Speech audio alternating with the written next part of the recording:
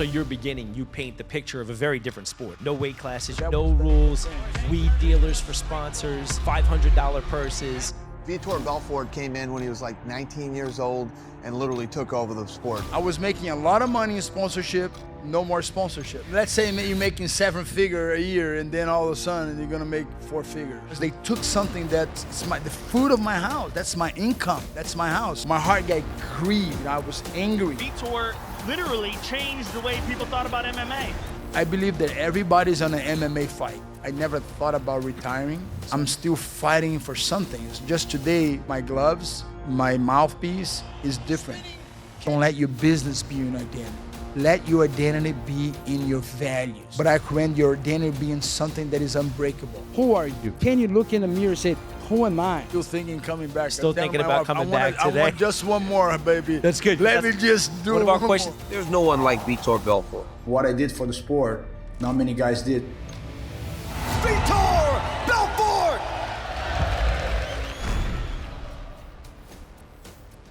All right, so everybody, as we said, thank you guys so much for coming out tonight. It's the Boardroom Cigar Lounge in beautiful South Florida. I am Chris Mano. I'll be your host tonight. Again, we're joined by Vitor Belfort. And Vitor, let's just get right into it, my man. So take us back to where you grew up. Tell me about home. Tell me about your family. Tell me about that environment. Sort of what made you the person that we were introduced to when you first started? So first, I'd like to thank everyone that came. It's a joy to be with. I love to be around people and successful people. You always get to learn, so I would love to ask you guys questions. But today I'm going to be answer questions. So growing up in Rio de Janeiro, Brazil, I came up from a house where they used to have UFC in my house. So it was my mom and my dad. As majority of people today, relationship is one of the hardest things in life. And we all coming from a mother and a father. And I mean, I always wanted to have parents at home, and I didn't. And back then, it's almost like you having a disease if your parents wasn't together. So people didn't want to have, I was like the trouble kid. And I was going through a lot early, 4 years old, and rough, like my parents came middle class and they lost everything. So it's kind of rough. And I remember that I was a great competitor. I played tennis, soccer. Sport was my thing because it was my way out of being able to kind of put all my anger of. So, and I was a great tennis player, but I mean, me and the racket, I was very aggressive with tennis. As you know, that's why I became a fighter. So I get a little angry when John McEnroe, remember John McEnroe? So I like him. But, and I found a passion with fighting at an early age. And I was never very aggressive. People used to bully me. I was never an aggressive kid. I understood a word. They have a word called meekness. You guys know this word meekness? So word of meekness is a word in the Bible talking about calmness. But that word is translation is like a horse that be controlled. You ever see a big horse and you can control the horse? So I was that kid. When I started understanding what I was capable to do, I was never aggressive. So it's kind of crazy when I see my highlights. People see my highlights, say, that's I'm adding another guy. So they think, and that was key to me to end. So with 16 years old, I said, I got to go to America because UFC was starting. My master, Carson Gracie, come from a Gracie family, but the family was very divided. So his father was Carlos. The brother of his father was Ilio.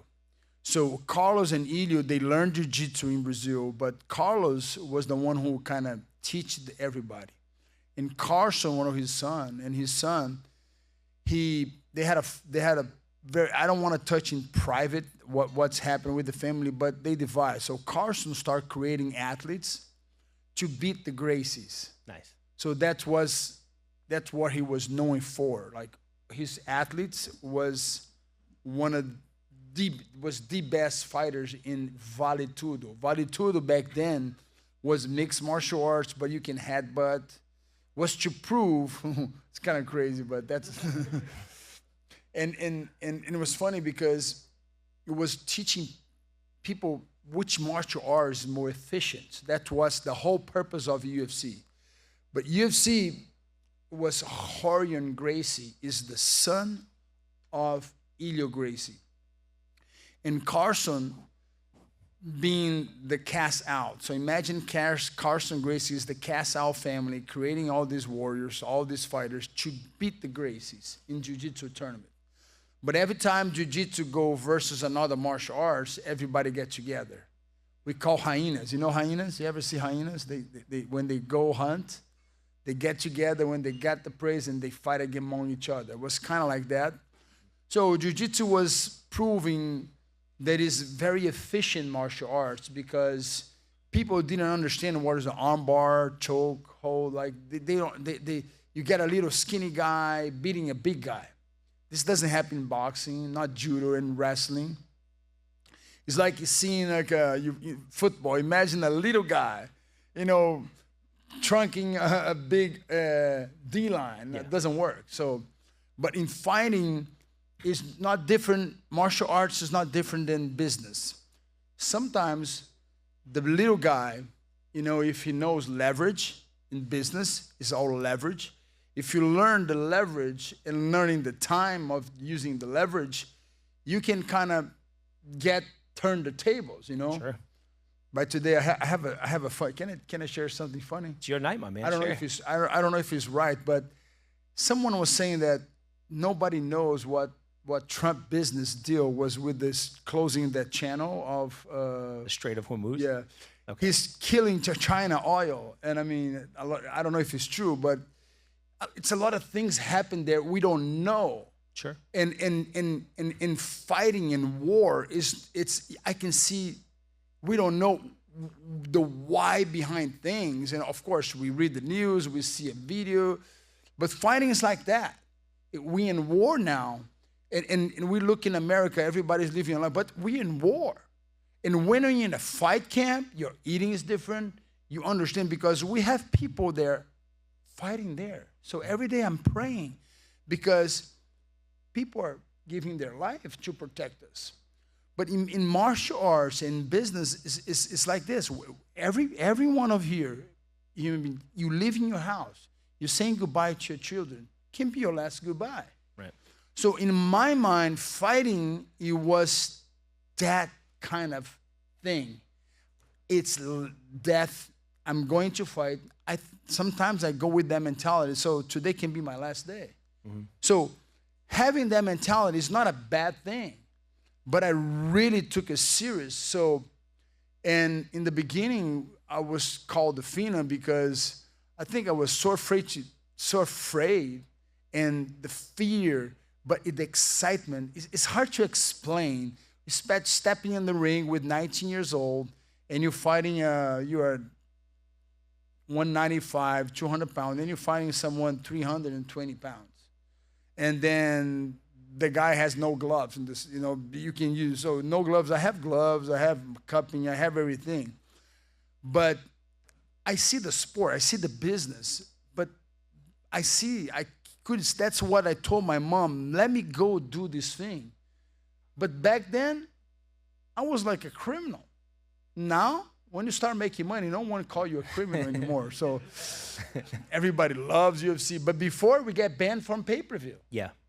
We get banned. I was about to fight in New York, and we get banned. We got to rent. They have to rent a whole plane and take us to Alabama. Remember that story? Of course. So I say, what? We get banned? You can have porn and you can have MMA? Doesn't make sense. I think that's the picture I want you to paint for everybody here, because we know now Brazil is a hotbed for MMA and UFC. But when you got your start, it may not have been like that. So when you go home now and see what it's turned into versus what it was when you first were coming up, you just said it. You were kind of looked at as like a pariah because you made your living punching guys in the cage. So take me back to what it was when you first started versus what it is now. So I have a lot of funny stories. You guys are gonna laugh, but I mean, you're in the gym. I'm like 15 years old, and Carson Gracie said, "Are you ready? You're gonna find another guy." So that was kind of the mentality. We don't have events. So UFC came before was you challenging another gym, and you have a fight, like a real fight in the midst of the mat, like, you know, people punching each other, tooth is flying around, you know, like, and it's kind of crazy. But I think everything start raw and then start being romantic, and now, you know, become so popular. And when it become trending, and you see everybody say, "I do jiu-jitsu," you know, oh yeah. And today, another day, I sat down with someone and start talking, and the guy was telling me that he trained with Vitor Belfort, and he's talking to me, and I said, "Wow, great, tell me about it." He's kind of yeah, you know, I tough him up, you know, I show him, you know, I didn't want to go rough on him, and then he was bragging. "Hey, by the way, what's your name?" I say, "My name is Vitor Belfort." He was so, but I mean, but it's America. I remember in America, everybody's wealthy and everybody drives a car in LA. I used to live there, and everybody has a deal. Everybody's a superstar in LA. I was like disgusting with that. So everybody's a successful man, and now Instagram, you know, that is no failure, that is perfect world. But I was living in LA with 16, 17 years old, 18 years old, Mickey Hook, meeting all these guys, Shaq, you know, everything, you know. I saw the whole Lakers starting from scratch, you know. So I remember going at night, and I used to be a bouncer for Mickey Hook. Okay. You guys know Mickey Hook? I think people remember him. He became a boxer, Hollywood. And I remember one day I have to quit. I say, "Man, I cannot be because I saw drugs. I saw a lot of things. I said, I cannot be your bodyguard anymore." But I mean, we become friends. He respects me until today. But I always have a thing in my mind. I'm gonna be I'm gonna be a good father. I want to marry one woman. I don't want to be like Holyfield, 9 ex-wives. Sure. You know, and I mean, it's a danger. You know, sport today a danger. Because when I look at a woman, it is the most, you know, vulnerable, important thing I think man kind of destroy in a way, because they never protect the woman. I think a man should do the 4 P's of a woman in a family: be a prophet, be a priest, be a provider, and be a protector. And I don't see a lot of athletes are doing this with their family. People are becoming vulnerable because, you know, dealing with ego, money, success can really take your head. And we see that happen multiple times. And I always been that guy, you know, I really want to have a family. But at the same time, your flesh is burning for experiencing things. And so, but I felt like God has protected me on that way. But I was very focused. And when I lost that, my career went that way. And I was kind of roller coaster. I think I was the funeral because I was like, my stocks was like Bitcoin, bam.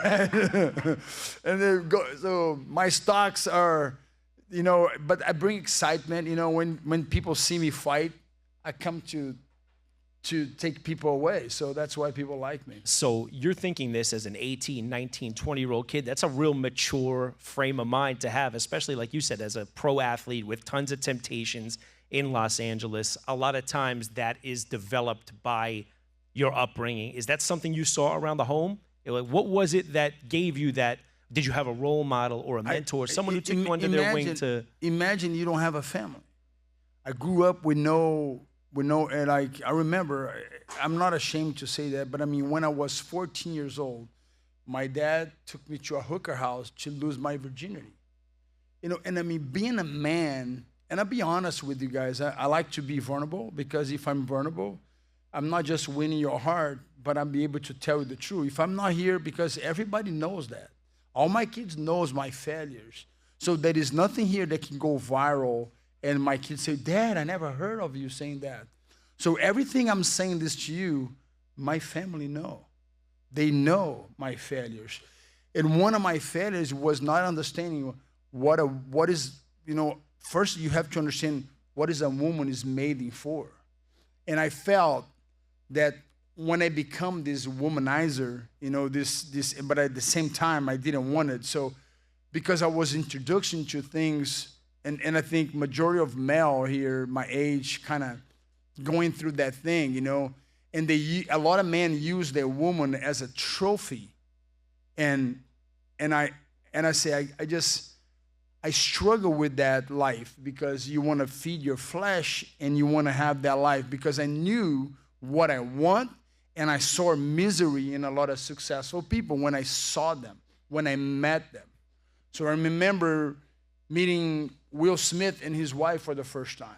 I remember meeting a lot of successful people, and I see things. I kind of sense. So I always have like I think if I went to Harvard, I would be a very good businessman, because I can kind of see, I can kind of sense, and I think deals.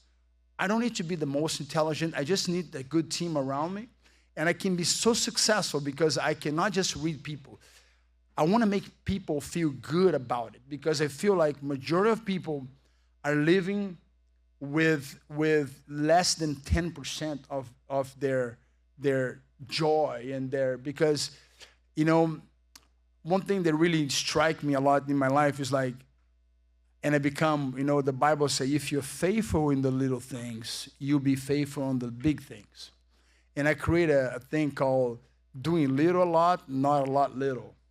So when you start doing little things in business, doing little things in fighting, doing little things, I think that's the success of a family. But I was a little kid. I was a kid dreaming with success. I want to feed my ego. I was not. I'm still not angelical. So I'm if you read Romans 3, you know that no one is good. No one is good. So my essence, our essence is always catered to do something that, this little, how we call this little thing, people get skinny now when they shot this little Ozempic. Oh, yeah. Everybody wants, we are so attracted with things that instant gratification. Yeah. Done now. We want, everybody now, another day I was sending a long text, to the group of men that I disciple, I help some, and my wife said, it's too long. I said, I don't care. If they don't read it, it's their problem. Because everything has to be short, it has to be quick. I said, it takes me 1 hour to write this prayer. If they don't want to read it, their problem, not my problem.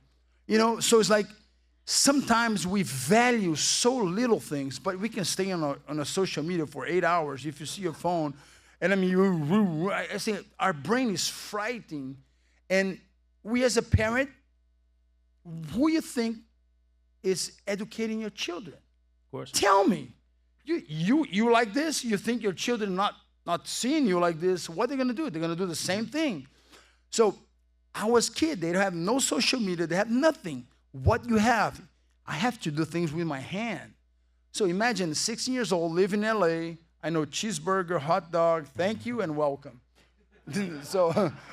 so, and then you start getting it, eating right. You start learning, I never went to school in English. I learned English through music, through watching subtitles. And still today, I can make some mistakes here. And I was never ashamed of showing my vulnerability for people, because I think that's strength when you can develop. So I always want to say, I want to be able to be a champion so I can help people. So I had that in my mind. And I remember I was so full of myself. In my first UFC, I'm fighting a tournament. It's a tournament. You're fighting two guys in the same night. I was like, say, what? And I said, I got to go fast, quick in the first one. And then, I was kind of thinking in my mind, overthinking. And my trainer, Carson Gracie, was the best. He's the best of all the best. But he got in my mind and said, Victor, just take one fight first. We're thinking of another. So when I finished the first one, I remember going to the dressing room. I looked so awesome. And I said, I have the highlight. Let me go home. I said, what? We have another one. Go. So I always have someone pushing me. I had a great people pushing me. But the reality is like, when we have success, we have the tendency to relax, or the tendency to, just move to another direction, and we have to measure. In fighting, you have a bad day, everybody sees it. Yeah. You have a bad day, businessman, no one sees it. Everybody posts, oh, I sold my company for this much billion, but you worth. So it's everything's number. And sometimes you can manipulate it, because when I see Instagram, I say, I'm so stupid, honey. I think I cannot be. So sometimes I'm watching people's life and I say, I think I should go buy a farm and work with chickens and cows, because sometimes you don't feel the value of a hard working person is value now. If you don't know AI, if you don't know this. So I feel like the lacking of interaction, of reading the room, of understanding how we can develop in something, everybody's measured. So in sport, I read my opponent. Oh, he's gonna take me down. So I'm reading. So that's my whole point. I was fighting, reading the momentum to attack. So that was the whole point of me moving and conquering, because I can conquer with my hands. And was amazing winning, but I have such a good stories in fights, so we can go there. We will. Because the thing what drove me more, the will of doing something, was to show that I was capable. Because a lot of people, when I got on that plane, said, that kid is going to come back to Brazil with one hand in the front, one hand in the back. So I need to prove to a lot of people that doubt me, even my own family. So my mom and my dad give me all support. But when you have uncles, and some uncles, they don't know how to, but imagine, I understand your nephew is going to be a fighter. Back then, it's almost like but now is people are proud, because when you involve money, everything becomes good. Am I right? So it's crazy, So I always like to think, what's the purpose? Well, from the purpose of me of fighting, I think I found something that I was good, and I can do it. Like, I don't need another guy helping me. I don't need a goalkeeper. I don't need a right wings. Let me go that and try and face my fears. I was so scared kid. So I deal with fear my whole life. So that was my drive. What I loved is you mentioned the theme of vulnerability multiple times. Now, as a man, you said you really try to impress upon your kids, like honesty, being able to kind of look within yourself. Well, your sport is one of the most vulnerable sports. You're out there by yourself. The lights are super bright. You don't have a team to rely upon, right? One of the beautiful things I think I would say about our country, which is in a bad spot right now, I think we'd all admit, right, is that we do a great job of forgiving still, right? We love a great retribution story. We're seeing it right now. The biggest story in sports today, and it's absurd, but it's the NFL coach who had like an adulterous relationship with a reporter over the last 5 years, right? What do you feel about athletes today who kind of, the theme is, I'm not a role model? A lot of them carry themselves as that, So I'm going to be honest. Yeah. The problem is us. Who are you following? I'm telling you, man, I hate men don't respect women. I want to fight them.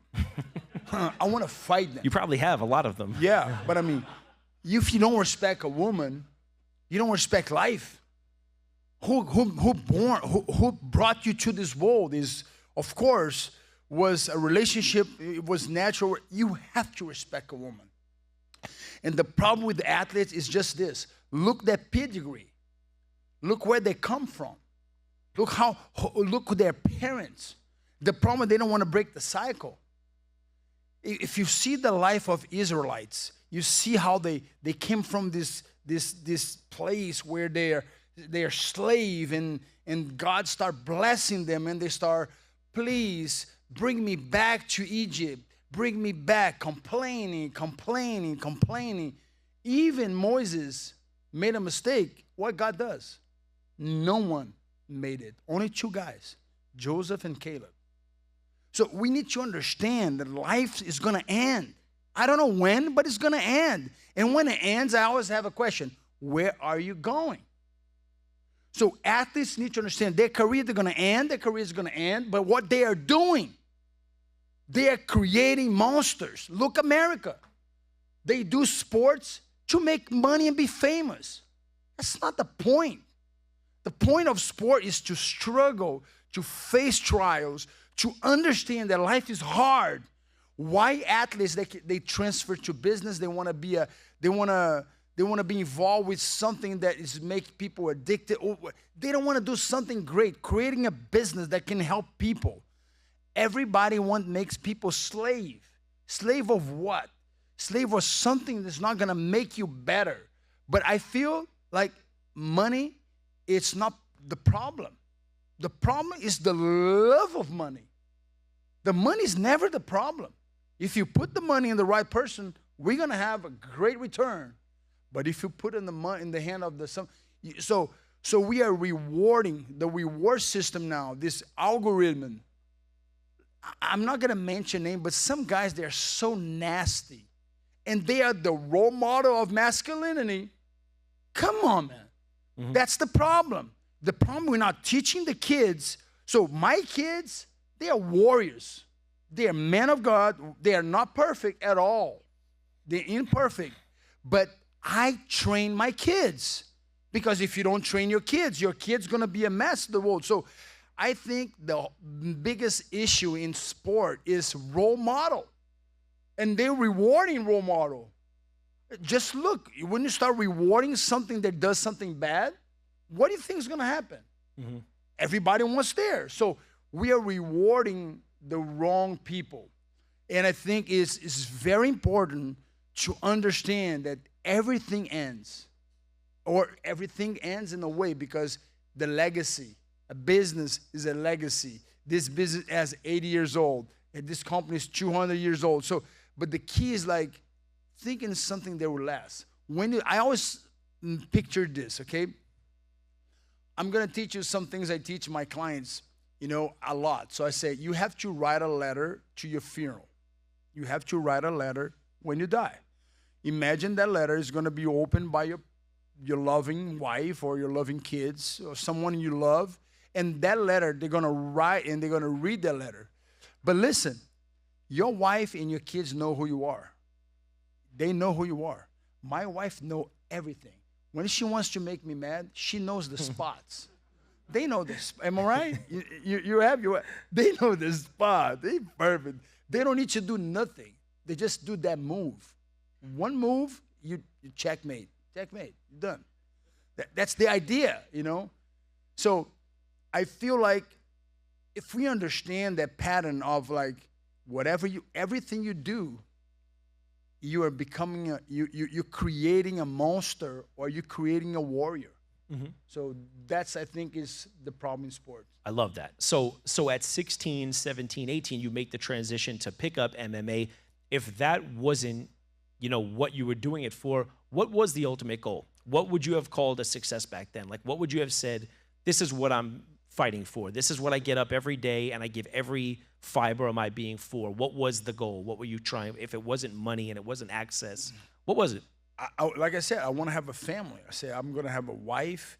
I'm going to create a family. I'm going to have a beautiful, I know what I want. But when I start going on the way, I lost tracks. Like I said, you lost track very much, That's why Ozempic is selling a lot. Why? Because you don't need to lose track. You just keep shooting that thing in your belly. You're going to get skinny, I don't like that kind of life. I don't like shortcuts. I can use it, but I can use it in changing my habits. So what I'm saying is like, do it using Ozempic, but change your habits. Make sure your habits, use it as a friend, use it as a help. Like I do hormone therapy, but I use it as a help. I don't use it as my goal. Like, right. I take supplements to help me, but it's not my lifestyle got to change. If I want results, everything's got to change. Like I said, go back to doing little a lot, not a lot little. So, and changing habits can be very hard. But imagine when I'm young, I knew what I want, but I lost tracks. I went to the wrong places. Oh my God, I have stories that can never end. But I made it.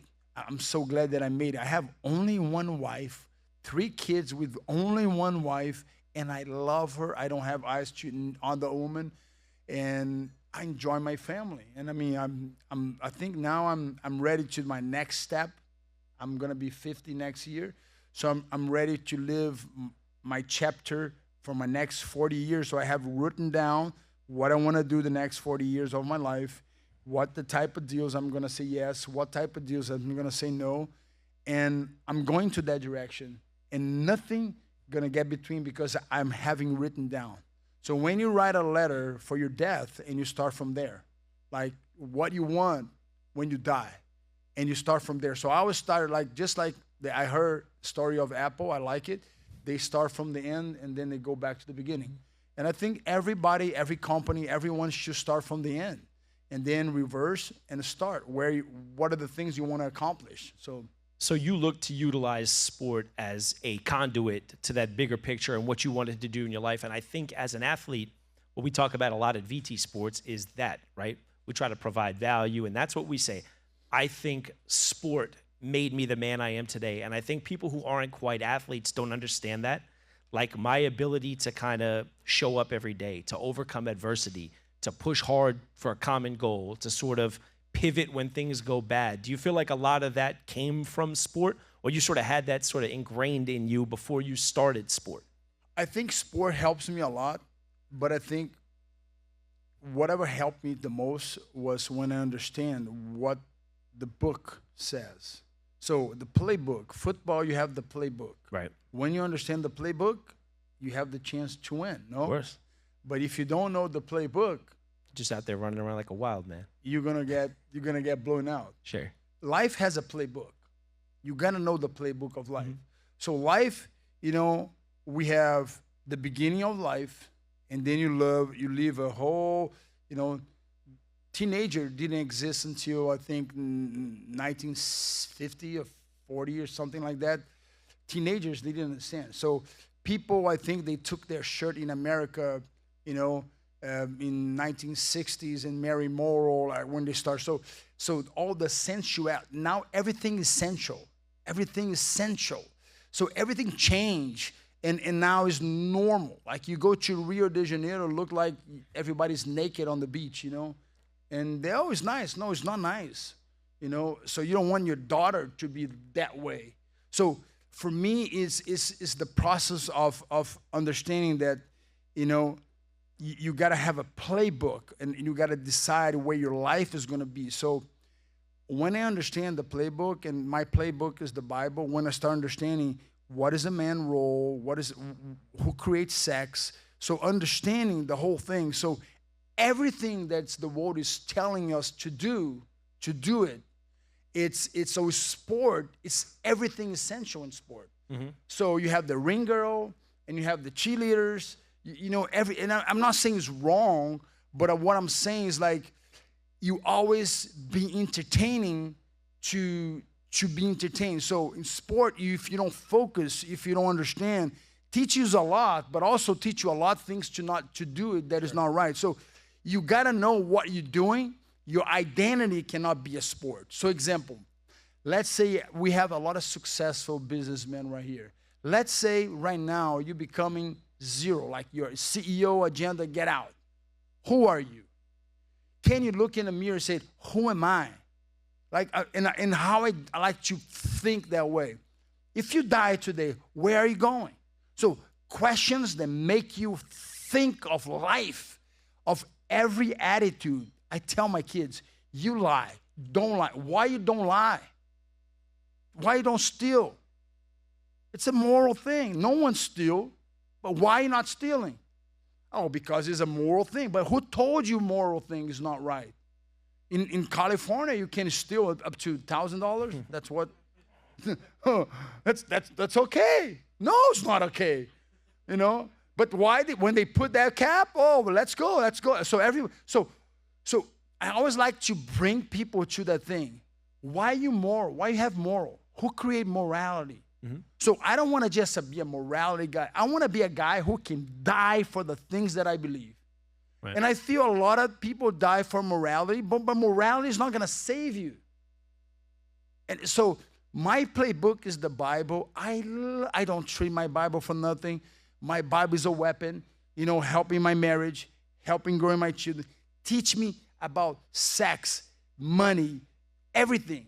So I'm learning this playbook, so help me a lot. But the playbook of sports feeds your ego, and you gotta know that. And when your ego is spiked to the roof, it's crazy. Do you see how even I'm gonna make it's gonna be funny? But do you know when someone scored a touchdown or getting a pick, they put the chain, every camera goes on the guy. It's all to feed the ego. So that guy lived there, and sometimes they don't want to give you autograph. They deny autograph. No, I'm. How you deny an autograph? You. It's your job. Right. Do an autograph. So a lot of guys you meet, I wish I never met this guy. When you meet someone and say, I wish I never met him. It's like meeting a pastor that you like, and then the pastor steal, cheat. Oh my God, it's just ruining my life. So sometimes I like to see dead people, because dead people, they cannot go back and do something wrong. So, and what I'm saying is that's why my thing, I want to live like I'm dying tomorrow. So sports teach me a lot, but also teach me to stay alert, because feeds your ego of what you got to be careful, because if you don't know what are you doing, why are you doing, that can lead you to a lot of things that we're not proud about. Sure. So I want to definitely dive deeper into your personal growth and your faith just a little bit later. What I want to ask you now is, with those characteristics as a younger kid, so you are passionate and you are God-fearing, what would you think what would Vitor Belfort have been doing if it wasn't MMA? What would 18-year-old Vitor have done if it wasn't, if you didn't find success as a teen, as a fighter? I'll be a linebacker, I think. I will hit somebody so hard and get paid more. Or baseball player, guaranteed contract. Come on. So be a pitcher. But it's like I don't like to ifs, if. But that Vitor Belfort, when I started, I was very selfish human being, even as a Christian. I feel like when I look back to my life, I use God as a tool to give me what I want. So talking about that guy, that kid was so selfish. It was everything about my life. Even my wife, when my wife married me, I never met a selfish man like you. I said, every athlete's selfish. 100%. And you learn, be selfish. And then you get married. That's why a lot of athletes divorce, because they don't know how to handle their selfishness. So, but every businessman can be selfish as well, the same thing, because they are performers. So when I realize, you guys are not different than athletes. We are selfish. We wake up, we work hard. But it's not about the quantity of time that you spend with your wife or with your kid. It's the quality of time. And today, I understand that it's not about, we have so much technology to help us to stay connected, to stay, but I mean, our technology, instead of bring us together, they bring us apart. Sometimes you can see a whole family sitting on the table, and everybody's on their own world, And I don't know, another day Gary Vee was trying to convince me that people buy art now with what's the art, digital art? Oh, yeah, I know what you're talking about. NFTs or something. I say, people are stupid. Stupid. They want to show art. I say, getting a Picasso, I understand, is a painting. But he said, Victor, it's going crazy. And I said, I know how dumb we are when we start doing things like that. Yeah. And I mean, I'm sorry, maybe you like NFT. I'm not judging you. I'm just saying, please keep your NFT. I know you're making a lot of money, but I think it's stupid. I think it's so stupid as where we are going. We went to it. I think if we start investing in helping the people, giving to how creating something that can generate money and helping a cause, I'm for that. But I feel like we start showing, people like to buy things to show people they have a nice car. They have nice things. And I mean, I don't mind. buy things, having a nice car, but make sure you like cars. Yeah. Like my wife, I love to drive her car because her car is Tesla. And I have a Mercedes, and I like to drive her car because I don't drive anymore. The car drive for me. And it's so useful because I can do my study in the car, you know, and I'm not learning how to drive anymore. But it's so good. You get the Tesla, you drive. So, but I really dig deep on that is like, it's understanding the value of things. I think where's my value, what I'm doing when I die, I can live with that, where I'm going and the legacy I'm living. So is my philosophy of life. Like, you know, I'm always trying to see if I say yes to this food is bringing what I want. So I always like to connect to your whys. Let's say, you know, you're gonna eat in the lunch tomorrow. That thing is aligned to where you want to go. So I like to be very detail oriented. Even now, my kids call me crazy, like I'm training to a fight. And another day, another fighter saw me in the gym. Before I come here, I was in the gym. Why are you training? I say, why not? And the fighter look at me. The guy's a professional fighter. He's one of the champions. Why you still train like you fighting? I say, why not? And he could not answer. I said, because I love it. So they are fighting for money. They are fighting for fame. I discovered that now I'm fighting. I'm doing business because I love. So when you start doing things because you love, you can do things better. Right. That was kind of my. So I would say it's fair to say that a lot of the opportunities that you do have now and the ability to kind of impress this stuff on people is because of your time as a fighter, right? It's given you the platform to do that. How far did you think you really could take this thing when you were just starting? Like, what did you envision would have been how far you can go with this? Did you ever envision this? You know, like fighters, they never retire. Athletes, they never retire. They just change. They're like Michael Jordan. I never met him, but they say he still play. Mm-hmm. He still play. Like every hole that he plays, $10,000. So he likes to still play for money. So no one retire. You're just changing your everyone goes to an endeavor. That's kind of my mentality. I never thought about retiring, so I never planned a retirement. I think my wife said, I never planned because in my mind, I'm still fighting for something. It's just today, my gloves, my mouthpiece is different. So maybe you're asking why I came here. It's all through relationship. You know, Andy, my good friend, he came here to the Cigar Lounge. You know, I come here. I love to be here. I love people. Felix, a friend of mine. You know, and I say I can come to a place that I came here before. I like the people here. I love what you guys stand for. I love what Value Entertainment are bringing. You know, family, faith. You know, business. You know, how can we help a generation to empower them, not just to be successful in their business, you know, in your card, but how can you transfer this to your home, to your what's the most valuable thing we all have in common? It's our home, it's our marriage, it's our kids. So I really want to help successful men to have that mentality. So I'm using the same mentality, but now for business, now for other things, because I feel like AI cannot supply this. No way.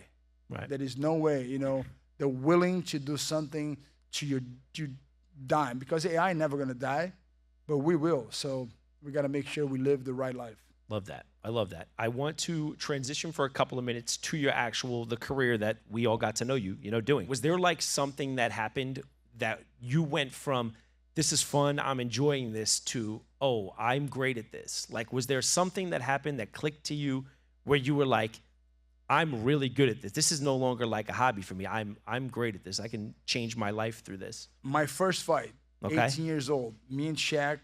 So I'm fighting in Hawaii. The Lakers was playing the next day. And I see Shaq with all, and I went there and trying to choke him out. And I mean, we always get it up. I say, wait, I'm not choking him. I want to invite you to come to my fight. I'm fighting tonight. We're doing the weigh-in the next day. And then he brought the whole Lakers. Everybody front row. Shaq, Kobe. Kobe was 17 years old there. And then I remember, I'm going to share the contract, my first contract of my life. I was 18 years old.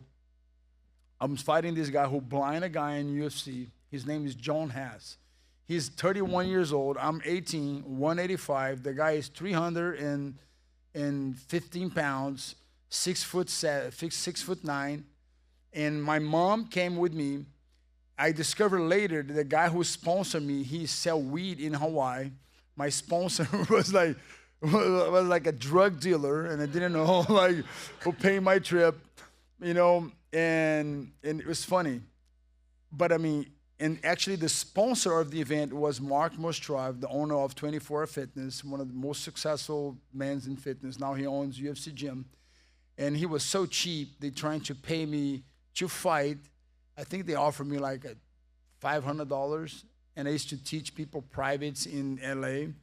And I say, $500 to fight? I say, what? Why didn't I become a football player?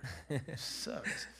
And I mean, and because UFC, if you fight in UFC, you win the whole tournament, you get $50,000. That was the price. So I was looking for that kind of money. But that was my dream, to be in UFC. But I need to fight somewhere to show I was capable of it. So they got me this guy who blind a guy in the semifinals. And so here I am fighting a huge guy. And I remember I said, no, let's do this. The first deal, my first deal, no contract. I said, pay me $10,000 if I win, and if I lose, you don't pay me nothing. We shake hands, fine. That was a good deal. But I didn't know Carson Gracie. He believed so much in me that he bet the whole $10,000. So I already owned $20,000. So he bet the whole money. He likes betting. Back then, they didn't have betting, so you have to bet, Yes. So he bet on his way. So I didn't know that. But one thing I know, I came with the gloves. I was thinking sports and think we need to become athletes. We need to show people. We need to become a role model.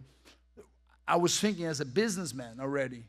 But everybody was like, there is no rules. And I'm there, 10 minutes to start the fight, and the referee come rushing down. Hey, the guy said, he wants no rules. And I said, it's no rules, but we have some rules. No punching on the private part, no eye gouging, no fish hook. You know fish hook? Mm-hmm. Fish hook, if you put your fingers in, you pull your nose comes out. If it's kind of crazy. Poking the eyes, everything. So the guy said no rules, nothing. The only thing he agreed is no biting. I say, oh, thank you. So we're not in the dog fight. And I remember I was in the dressing room. Everybody's eyes went like this. Poof. My mom, everybody. I just remember, put my hands in my private part. I want to be a father. Why? The guy wants to punch my private part. I don't care about my eyes, but the idea, that was my thing. I remember vividly, Carson Gracie told me, everybody to get out of the room. The dressing, her translation, and the referee, and he looked at me, and he looked at the referee and said, tell the guy to bring an AK-47, a pistol, a knife, a grenade. We're going to kick his ass. Get out of here. So that was the thing, and say, warm up, let's go, Vitor. That was the only thing. Give me so much confidence. That thing gave me so much confidence because everybody was freaking afraid of everybody. Oh, you're going to lose your eyes. Oh, my God. And he said, get out. He didn't let nothing comes into my mind. So your real estate is your mind. Everything you can protect it. Protect your mind. Protect your mind from what? You cannot protect your mind. You have a phone. You kidding me? They know everything you're doing. But protect your mind for people. They're trying to make you weak. You need to get people around you to make you not feeding your ego, but to give you confidence. Confident, that's what I need. And he gave me confidence. I remember I went to that fight. If you see that fight, the guy was I was punching the guy and everybody was so pissed with the guy because he almost canceled the show. They made Shaq come all the way to my dressing room. I remember Shaq came to my dressing room and said, "Hey man, come on." And he just said, I put my money on you. And he tell that he bet Rolex. And someone told me it's $100,000 Rolex. I said, what? I'm fighting for 10 grand? Why didn't I become a basketball player? So, but that's the beginning. That's what gave me confidence. From there, I went to the UFC. I had a great career. But a lot of lessons to be taught. And I don't want you to live here, because I don't like when you start talking about yourself. But I'm always, how can I make my success, but most of all, the things that I learned that can help you guys to get along, not just them here, but people that are watching us. Sure. How can I help them with these little things that they can adjust their career? Because I believe that everybody's on an MMA fight. If you have a family, if you have a job, and if you live in America, today people hate us worldwide. It's a very divide. Everybody knows politics. Everybody knows everything. It's a great time for us to understand, principles that can apply in our life and make us successful. Love that. So your beginning, you paint the picture of a very different sport. I mean, we're talking no weight classes you're fighting. No rules. 300 no pounds. holds barred. That no was the rules. thing. Weed dealers for sponsors. We're talking $500 purses. And I think one of your calling cards that everyone is so impressed by is your longevity, because you fought over generations. You fought the best of the 90s, the best of the 2000s. Still thinking coming back. Still thinking about coming back today. I want just one more, baby. That's good. Let me just do one of our one questions more. at the end is going to deal with something like that. So you stood the test of time, the longest thing. What would you say now is the big, and there's a bunch of them you just clearly painted. What is the biggest difference from the end of your career to the beginning of your career? What would you say is the biggest thing that stood out to you from the time you were ready to go to the time you broke in? I finished being a more wise man, and I started being such a dumb kid. And I didn't have, and the thing that's what I value about mentorship, and now I'm mentoring a lot of kids. I mentor men, I mentor businessmen, I mentor people. And I said, what, and another thing, what do you know now that you wish you know then? That's the $1 million question. Sure. I teach my kids to ask that question to everybody that has gray hair. Okay, what do you know now that you wish you know then? And that's, I think all of us have something to teach, and we're always going to teach something that we did wrong and we did right. What I did right, I had less, when you're trying to prove to someone, you had that desire. It's something that when you start a business, you have that desire, something. But when you become successful, you taste the desire. Now you can lose the why. So I feel like when I ended, I was so pissed with the UFC because everybody that works, that think they want to pay less, and everybody who receive, they want to receive more. They have that kind of thing. In a sport, I don't need to go into that detail, but I feel like I was very underpaid for what I did. And that was my mind. I think, when you start thinking it's not fair, but I was in a very bad state. So I want to end my career. I want to finish. I was disgusting. I felt like I was not valued, but I was not right as well. I didn't know how to end it right. I just want to end it, quick. So it's not their fault, it was my fault. So if I can go back, it's preparing the exit, preparing the transition. We need to be in a way in life. You need to learn how to transition to this business, to the next business, to the next business. Of course, some business like, okay, we're going to just shut it down. But you cannot put in your heart in business, am I right? Sure. So, but how you do with when you're an athlete, your heart is all in. So in business that is no heart. But now in the sport, you have to have a heart. So it was so hard for me to maneuver. In the beginning, all heart. That's all you need, like pumping gas. But when you're ending, when you're towards that, you need that mentor. You need someone to kind of, hey, let's make sure, let's jab over here. Let's take down over here. And I didn't have that because I was very disappointed with how things went, you know? So would you say did you ever make that transition successfully from, like you said it, dumb young kid to sort of like refined older man who's learned from what you did? Or was that post-fight? Was it somewhere in the middle? And were you able to take anything, like let's say it was with 5 years left in your career. Was there something different about that man, preparation or 2014, when they removed the sponsors from UFC. So just imagine now you're working. Imagine now Donald Trump comes say, oh, we're going to be like Canada, 50%. What are you going to do? You're going to get out of here, am I right? I was making a lot of money in sponsorship, no more sponsorship. Let me paint a picture for the crowd at home and here. In 2014, the UFC made a decision to sort of go, it was the Reebok deal, right? Yeah. They made the decision to allow fighters to wear sponsorships on their trunks and you know, make money. From the beginning. There you go. And that was always a thing, and they were able to make some pretty decent money doing that. And at one point, the UFC sort of made a decision that that's not going to be how we do it anymore, and they signed a big deal with Reebok, which I guess you could talk about a little bit if you wouldn't mind after you're done with your answer. Like, did they? How were you guys compensated for that? Was it a little bit? Was it fair? Was it less? Come on, man. Let's say you're making 7-figure a year, and then all of a sudden you're gonna make 4 figures. Was that a standard deal for all the fighters, or they have a different category? Like you in a category, I don't care. My sponsors, it's my company. It's me fighting. It's like this. When you write a song, who has the rights of the song? I would imagine the person who writes the song, right? Who writes the knockout? You wrote that knockout. You wrote many knockouts. Why not having the rights of my knockout? So it's hard to say that, but I mean, I feel like I'm not trying to change the rules, but I'm just trying to say what my heart felt in that time. I understand they made a great deal. Look how much is value right now.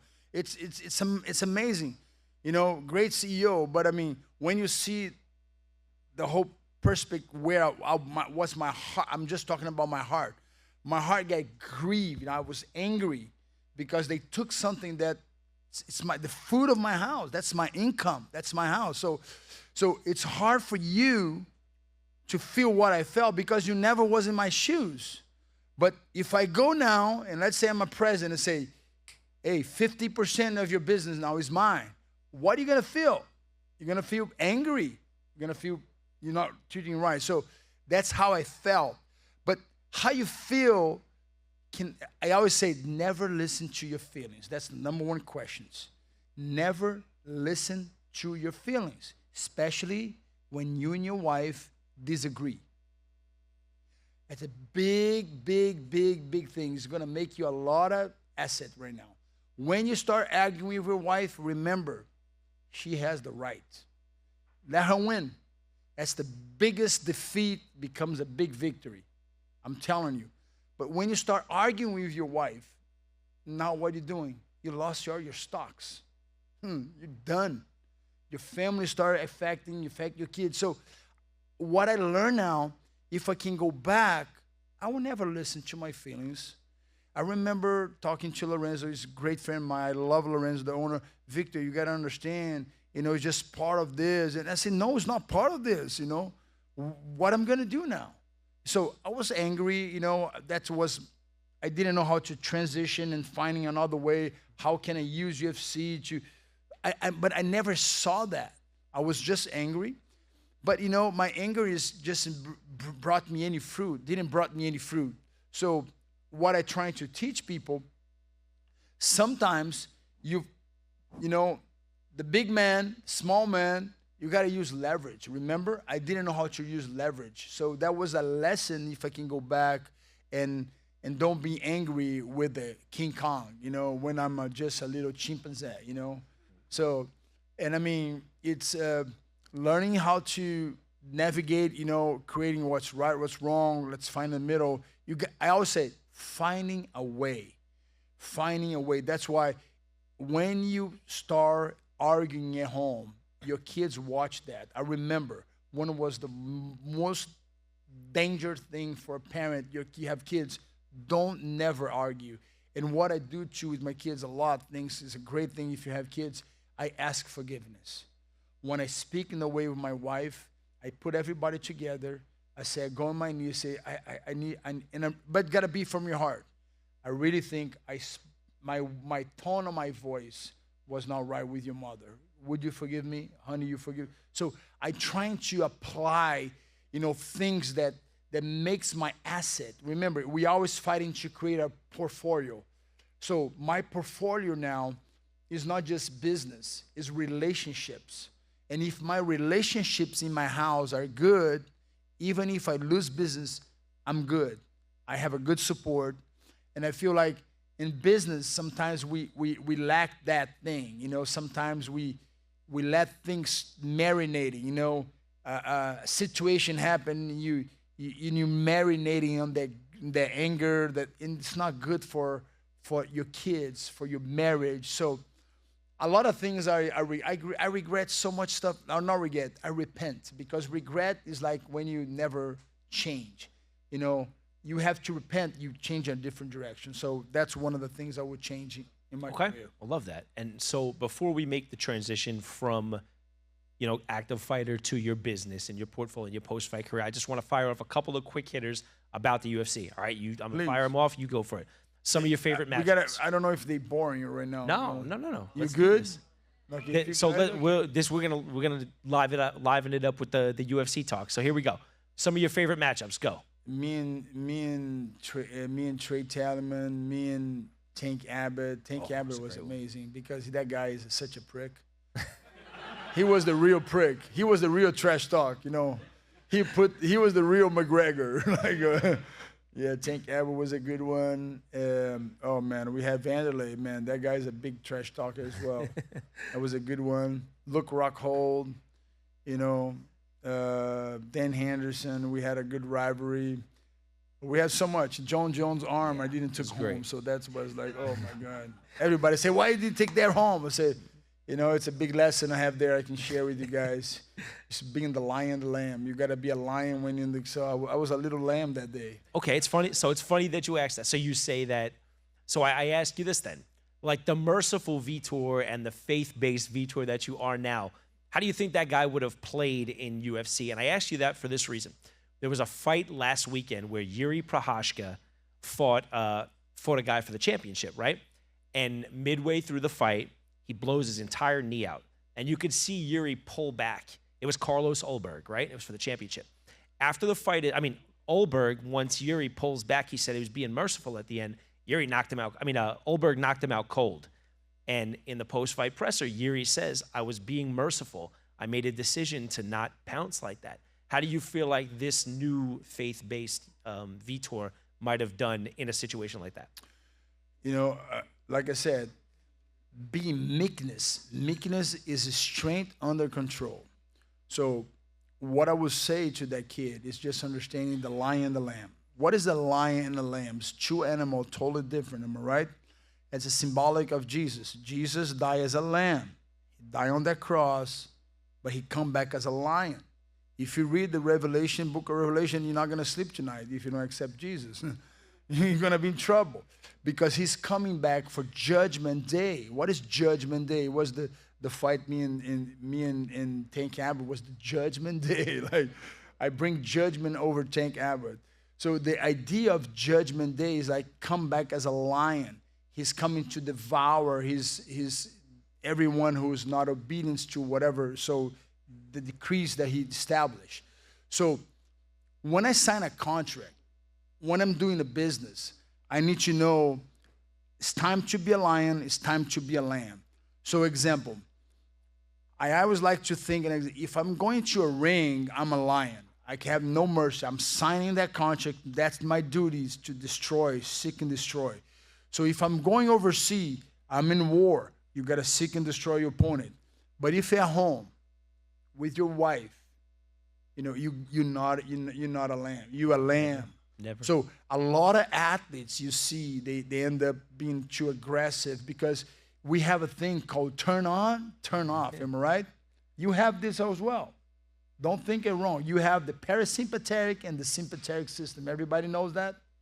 It's the two systems that your body operated. Eat, rest, and digest, and fight or flight. Right. you either or you can freeze, or you can have mercy. So when you have mercy on the wrong time, with you in engagement of war, there is no mercy. Right. When I tell my kids, display sport, when in competition, lie on time, no mercy. Go do your job. Don't cheat, but just, if you need it, just do it. Do your job. So, and I mean, that kid was struggling with the faith and understanding. But when like I said, you got to know the playbook. Unfortunately, today, there is a lot of false gospel. I know you see it. A lot of people promise things that God knows. So you got to know the playbook. You got to know the text. How can I apply this and this? So I know what the text says. So now I'm not controlled by anyone that can. So I always go back to the text. That guy taught me wrong. No, this is wrong. So I see things when you know.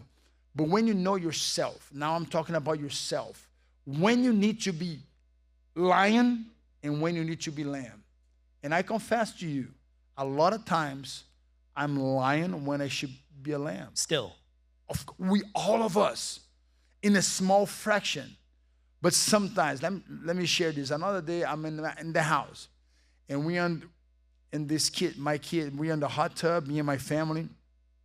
And my kids, you know when you have a bad time, you have a bad day, and you don't want to tell no one you have a bad day, but everybody's you're in the family, and everybody having fun, everybody's happy. I was so angry. I said, why everybody's happy and I'm not? But they started, and they make fun of me. And I was so angry.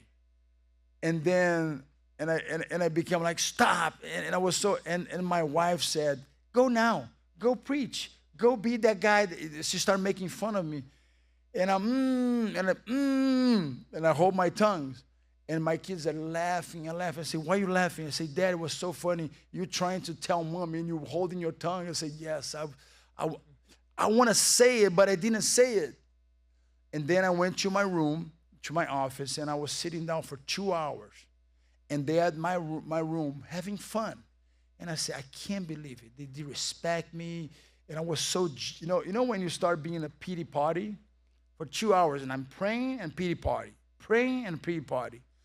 And then I said, kill your ego. Go embrace and ask forgiveness. And no, I'm not going to go. So for half an hour, I was getting up, getting down, getting up. You know that pride man has? I with that pride. And my wife was having the same thing, but she was having fun. She knows how to make me mad. She laughed louder. She wants me to hear. They know the spots, And I said, why am for 2 hours, why I'm suffering? Why am here suffering? I let one thing just spark, and I went there, straight there, start crying, hug everyone, and everybody was fine. I was just making a hard time. I was trying to be a lion when I should be a lamb in my home. How many of us do that? Let's say someone toasts your bread, or you get angry. Come on, you toast my bread. It's just a bread. Eat it. But sometimes we're so angry or something happened. And I don't remember what it was, but I always say, learning to be these two animals, and you need to be, when a mom is a lion, you don't mess with their cubs. Right. You don't mess with the cub. Sure. It's right to be a lion, but when it's time to be a lamb with your husband, just be a lamb. Sometimes your husband needs, just come from a hard day and ask him, how was your day? Was a hard day? Okay, let me do something for you. So we're learning in our marriage, so we know when we have a bad day, say, I had a bad day. Can you pray for me? So it's a great way to start. I like to check everything. Some check everything outside. No, put it out. I had a bad day in the office. Start including your family into your business, so they can respect, they can help you. That's helped me a lot. Got it. Love it. I call kill your ego. that's a good thing. So All right. we have So a thing. mid-career, who was your dream fight? Like, who was the one that you said, why you were fighting? I need to get in there with him. This is my dream. Who was it? Middle of my fight. So Anytime you were active. Not now, but anytime you were active. Or now. What's your dream? What was the dream fight? Like, who was the person you'd love to have shared the cage with more than any other that we know? I really have a Randy Couture and you got that, Dan so- Hansen. Okay, so you got those. So Randy got 2, I got 1, Mhm. and with Dan Hansen is one of the toughest human beings I ever fought him. Cool. With. He never got knocked out until I fought him. Yep. I was his first knockout. Yes, sir, you were. But he was one of the toughest American fighter I ever fought. I knocked him out and he get back again like raised from the dead. Yeah. Like nothing happened. Yes, he did. Oh, I say, go back to sleep. Okay, who hit the hardest? Well, a lot of people hit me hard. Some guys I don't remember. It's hit the hardest. Dan Henderson was one of them. He's a hard hitter. I remember Scott Verhoeven didn't have time, but he was a very hard hitter as well. He break the jaw of someone with the jab. Whoa, Yeah. that's tough. So it's like it's a lot of people hits you hard. Like Musasi was one of the guys. He hit me so hard with a kick in my face. Mm-hmm. A lot of guys they hit hard, and some guys they hit so in the right place it was not even hard. You just went to sleep like bye bye, and you wake up. What's happened? But I mean, it's just in the right spot. Okay, so what's one moment that people don't talk about enough that meant everything to you? Like, we talk about your championship victory. We talk about your Hall of Fame. What's something that the crowd and the audience and the fans might overlook that they don't know that to you this just meant everything? It's be able to, when I learn to forgive and to love. I thought I knew, but I didn't know. So when I really understand what is to forgive and what is to love, because forgiveness is not saying I love you. Sometimes forgive can say, I love you so much. Actually, I want judgment. So it's when you forgive someone, that I want to say forgiveness is something that really hurts you. Like someone, my sister has been missing for so many years. I forgive whoever was involved in knowing what's her destination, and could never tell me and my mom, and we can never know the destination. The hardest thing for a mom and a dad is to be able to not knowing what's happening with your child. And today, in the missing people, kidnapping, just thinking about you never could bury your child. So if you lose your husband, you're a widow. If you lose your father, you're an orphan. And if you lose your kid, they have a name for that? No. Now imagine you cannot bury your kid. Right. So doesn't matter the age. So it's be able to never live with that anger. So I had an anger issue. I have very anger issue. And I dealt with this. I still deal with that anger. Anger is what? The Bible says be angry, but do not sin. What that means, you have the rights to be angry. If I put right now here a pedophile getting young girls, we always going to be angry. If you're not angry, something wrong with you. Anger is good, but you never react as anger. And especially when you're angry with someone that you love. But I feel like a lot of people are just very easy to be angry. But dealing with anger is still an issue that I have to deal with it, because I'm a very righteous person. And sometimes you get so angry, and I start understanding that thing is not good for me. So when you don't forgive, and sometimes I see siblings not forgiving. I try to help people with this family with a lot of money. These kids, they don't talk with each other. And I said, are you kidding me? Are you guys are full of money, you still don't talk to your siblings? Mm-hmm. Yes, and we have a lot of people. And maybe you don't talk with one of your family members. And I want to give you this recipe that's going to help you a lot. When you forgive, actually, you are releasing that person to the hand of God to judge whatever that person did to you. So forgiving is an act of bravery and courage, but also is a judgment. When you did something to me, and I said, I forgive you, but when I say forgive you, I'm not going to bring you home and cook you dinner, but if you need food, I can go buy you food. If I see the person that I forgive and he needs something, if I am the only one that I'm going. So it's a levels of it. It's just like a belt, white belt, blue belt. So forgive is that part where you'll be able to release that person and you don't bring that person with you at bed, with your wife. So when you don't forgive a person, that person is sleep with you every day. Imagine that person by your bed, hey, good night, give you a kiss. It's almost like that person is right there. And what is love? Love, I'm not talking about eros love, not father love. I'm talking about agape love. Agape love is the love, sacrificial love. Sacrificial love, sometimes we have to love someone that don't love us. And sometimes it's someone from your family, sometimes someone that you don't like, but it's be able to, I start praying for people that I don't like. It was one of the hardest prayers ever. You know that prayer that takes you 30 minutes to start the prayer because you don't know how? Because when you start, you want judgment. Make her plane crash. No, please. Let her plane arrive. So you have to reverse the prayer. You ever have that? So it's like, but I'm serious. Sometimes you're praying and you start thinking, oh, her plane should never arrive. Never. And I know, please, just, no, her plane has to arrive.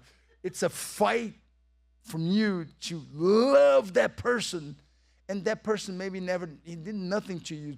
But you're so angry with that person that sometimes we desire someone to not, something evil to someone. So that's the two things that I master and help me so much. So every time I'm angry with someone and it's funny because my wife, she loses her temper very easy on driving. And I remember my wife, she never say, you're not gonna do anything? Why? And I remember when we are beginning a relationship, she was so aggressive and she was bumping this person in the motorcycle, and she never should be doing this, but she honking, and she has a bulletproof car. In Brazil, you have a bulletproof car. In Brazil, it's normal. So she had a bulletproof car, and she just touched the guy in the motorcycle. And she never did that. And I said, you should never do that. This is wrong. This is wrong. She was not converted yet. Now so I forgive my wife. The Lord feels so, but she did something wrong. And I mean, it's funny. And all of a sudden, that guy appeared out of nowhere, threw a rock at her car. And the car just nothing. And she looked at me and I said, Joanna, we're not gonna go. We're not gonna do anything. Let the guy go. Was your fault. You see, this is what's happening. Could it be worse? And then 5 minutes later, the guy came with a big rock, like whang, and then I said, what? The guy I saw, and he threw the rock at the car, and I said, now follow him.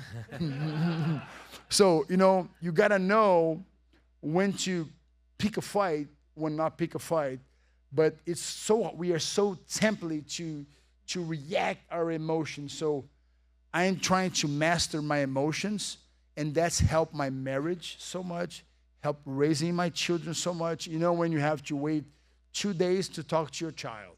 Wait 2 days to talk to your child, to discipline your child if you need to. It's be able to never respond to that. So anger and love, and so love and forgiveness is anger with so it's something that I'm really proud of it. I'm doing good. So what I've noticed about just about every answer, every topic we've talked about, it finds its way back to your family, your children, and coaching in some form or fashion. So that's something we talk about a lot on our network. I'm actually a new father myself. I have a 5-month-old little girl at home, so I'm super happy about that. That's amazing. And I know, Come man. on, She is my everything. People here are probably tired Are you changing diapers? Yeah, many of them. Can I tell you one thing? Tell me 50 things. I need all the help. When I had my boy, it was so easy. I was so excited, I really want to have a boy first, okay? I'm not gonna lie. This guy, I want to have a boy, and I had a boy, And when I had a girl, my wife said, why you don't change the diaper? I said, man, I would start to say, this thing is so precious. Can't she stay like that forever? So it was so hard for me to clean her and so that's what I tell men. Don't try to consume a woman. Protect a woman. Okay. Look to a woman. If she's not going to be your wife, don't touch her. I tell my son, don't touch her. If she's not your wife, never touch that woman. I was thinking. So, I'm sorry. Yeah, but I mean, unfortunately, I tell a lot of parents, I said, another day I was talking, me and my dad, we were having a discussion because it's so funny this story, but next time we talk. But I mean, he was telling my son, my son is virgin, and he say, why? Why he doesn't try? I say, it's not a buffet, Dad. He's gonna try Japanese, Mexican, and then you're gonna tell him to choose what food. So he wants to marry virgin, and then he say, and my son said, what about my sister? He said, no, they're not. And I said, Dad, you're so nasty. You see, you taught me something, but that's the mentality of old school people. And I always tell men, how can we rewind the mind of man? They have children. Now you have a daughter. You see how precious your daughter. You don't want no man to touch your daughter until they get married with your daughter. So why athletes and people like to consume women before the marriage? So that's the thing that really get me angry when I see a man trying to defile a woman without marrying a woman. So I'm still praying for that. I'm getting there, but I mean, I would love to teach athletes and businessmen to understand that it's look at a woman in a different way. I always say 3 ways to look at a woman: love of a daughter, love of a sister, love of a mother, and only one love that can be your wife. Right. That's the way to pursue. Like I teach men how to pursue for life. I love that. And I was, when you were talking about lions versus lambs before, I was thinking I've never been more of a lamb than around this little girl. Nothing has ever made me softer and more patient and calmer. So that's a good thing. It's a beautiful thing. And I love that you brought your son up, right? Because I want to talk about him now. You're raising a high level athlete, right? We talk about parenting athletes on our channel a lot. Do you feel like, first of all, tell us about him. And second of all, do you find that you train him how you were trained? Are you changing the way he was trained versus how you were? Are you like softer on him? Are you hard on him? How are you as a father / coach for your son? I'm glad my wife is not here. She's gonna, you're too rough. Like, remember one day in my house, oh, they train so much. Oh my God, the kids need a break. Oh, they need a break. Say, what are you talking about? They don't need a break at all. So, and I'm asking this for the wrong person. And we had a lot of fun things. So I learned a lot from my wife because she brings that softness. I think every athlete needs to have a lion and a lamb in the home. Mm-hmm. So I was that lion, but also you need to understand, I did a lot of things right, a lot of things I did wrong. But I ask forgiveness. That's the thing. My wife, with my kids, I always, when I remember something that I did, I even call them sometimes. Sometimes I call my son and I say, Davi, I remember when you were 14, I did this to you. I put on the cold plunge and I hold you for 9 minutes. Forgive me, things like that. But I mean, it's not that. It's just little things. And I say, of course, Dad, I forgive you. But why I need to do that action of forgiveness? Because I said that's the 2 master things you can learn. Forgiveness and love, that's the things that I'm trying to master in my life because that's helped me. But it's amazing. Davi is a football player. I'm traveling tomorrow. He's going to have his spring game. At what university? Saturday with JMU. The Dukes. Yeah, the Dukes. Love it. I used to play against them in college. They're a great program now. It's a great program. It's where the Indiana head coach got his start. Yeah, it's a great program. I love the city. It's a beautiful city, good people around. And then I have 2 daughters. I have a volleyball. She's committed to Georgia Tech. Ah, incredible. She's going in June, so I'm going to be just one in my house. My daughter, my youngest daughter, say, oh my God, poor me. I say, yes, you're all I have. So she's the fastest 400-meter hurdles in America. She's the young number one. Yeah. Oh, amazing. Yeah. So and they all have the dreams to go to the Olympics in 2028. They want to represent Brazil, you know, and I understand, you know, it's a country that suffer a lot with sports, so they born there. All my kids born there, but I feel like sports. I tell my kids, don't let this become your identity. And I always tell you guys, don't let your business be your identity. Your identity has to be. I always say, let your identity be in your values. So like my identity is in Christ. I recommend that to you, but I cannot force you that. But I recommend your identity be in something that is unbreakable.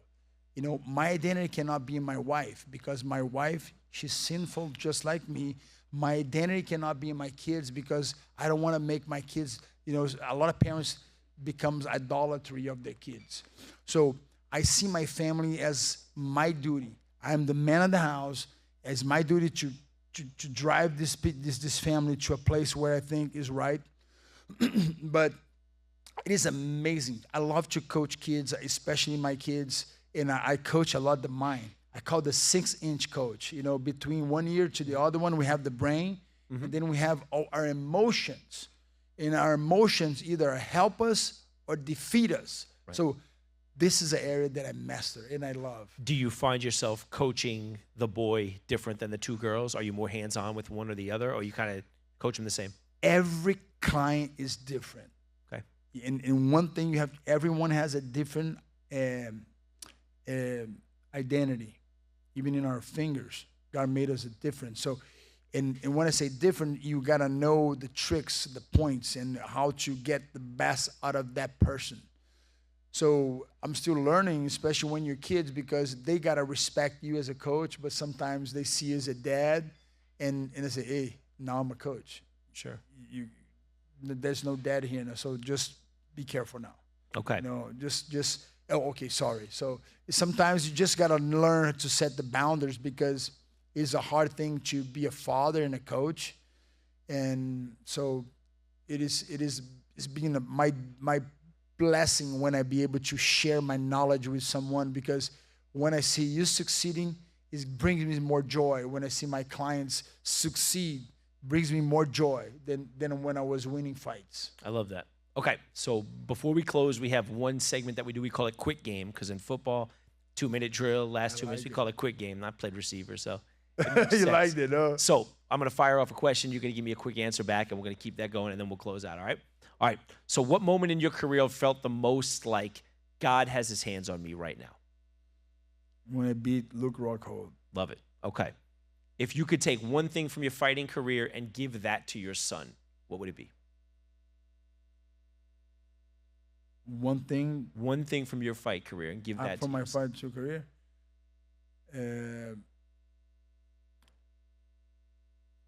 Never doubt you. Love it. Never doubt you. Okay. There was never doubt you when you step onto the lines. When you step, never doubt you. Love that. And then lastly, what is something from your fight days that you're glad you never have to do again? Getting elbow in your face.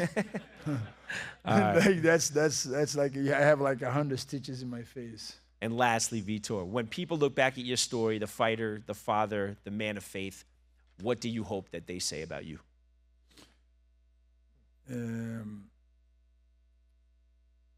He kept the faith. He finished his race, and he's going home. I love it. I love it, man. Look, I want to say thank you for coming out tonight. It's been an absolute privilege. Appreciate you. This is the first one in hopefully one of many. Thank you, man. That's all I got for you. Hey, my pleasure. My pleasure. The pleasure is ours. Thank you guys for coming out. Thank you guys for your time. On behalf of Valuetainment Sports and the wonderful guys here at the Boardroom in South Florida, thank you guys so much for checking us out. We will be back with you soon, and thank you again. Have a great night.